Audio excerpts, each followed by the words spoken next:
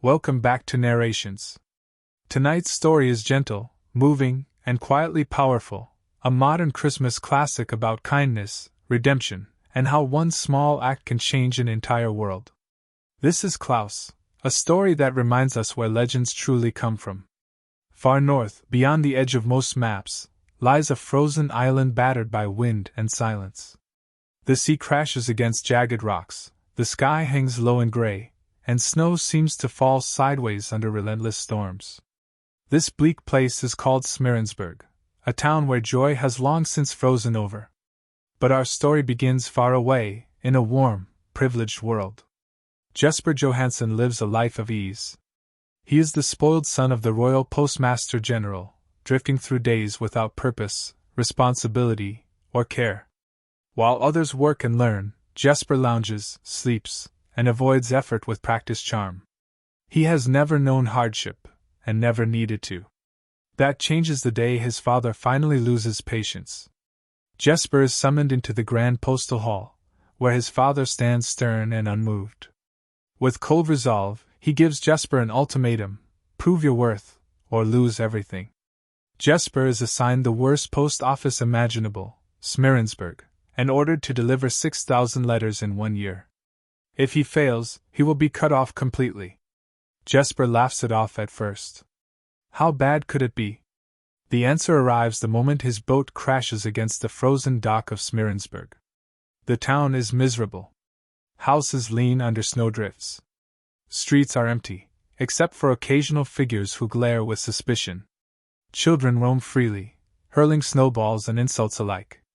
Two ancient families, locked in a generational feud, have turned the town into a battlefield of petty revenge.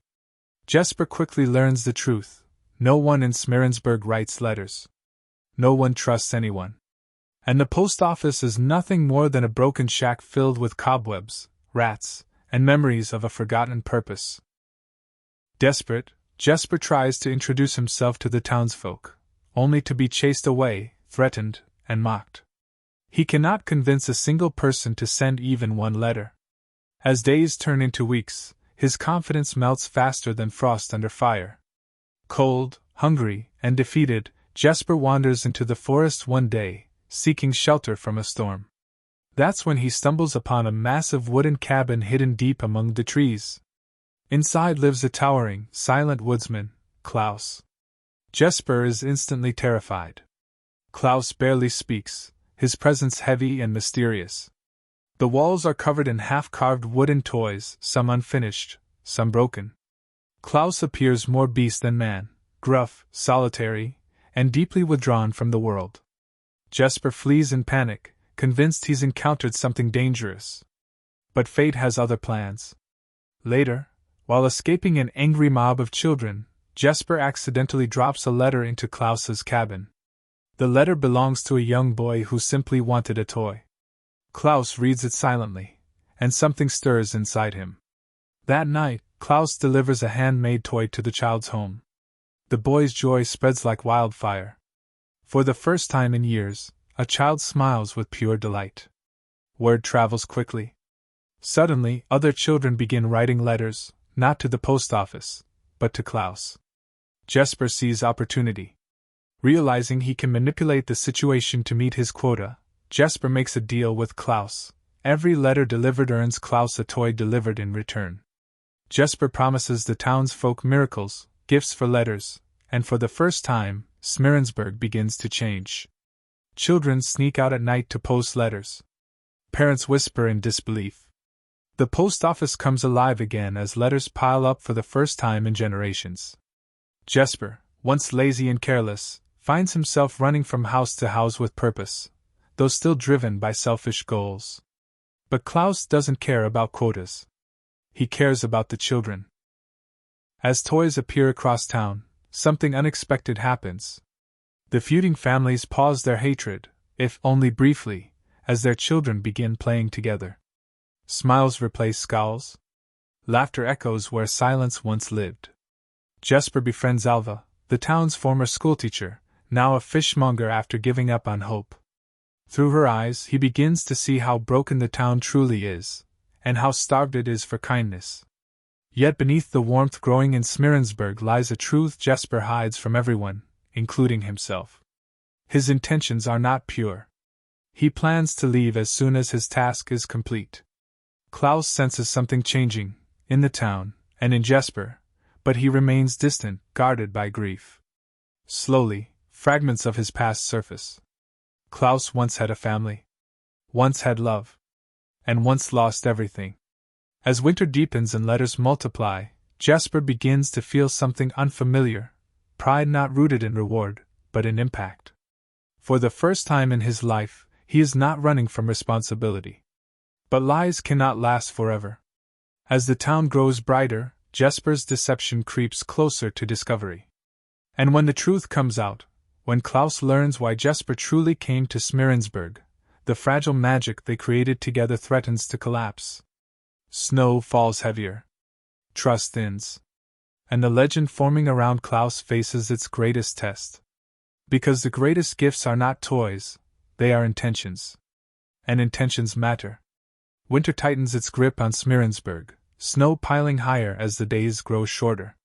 The town, once frozen in bitterness, now hums softly with life, children laughing in the streets, neighbors exchanging hesitant smiles, kindness slowly thawing old hatred. But beneath this fragile joy, cracks begin to form. Jesper's secret does not stay hidden for long. One evening, Klaus finally learns the truth, that Jesper came to Smeerensburg not to bring hope, but to fulfill a selfish bargain with his father. That the letters, the promises, the system they built together were never meant to last.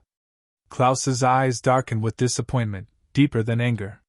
He feels betrayed, not just by Jesper, but by the idea that kindness itself was used as a transaction. The toys stop.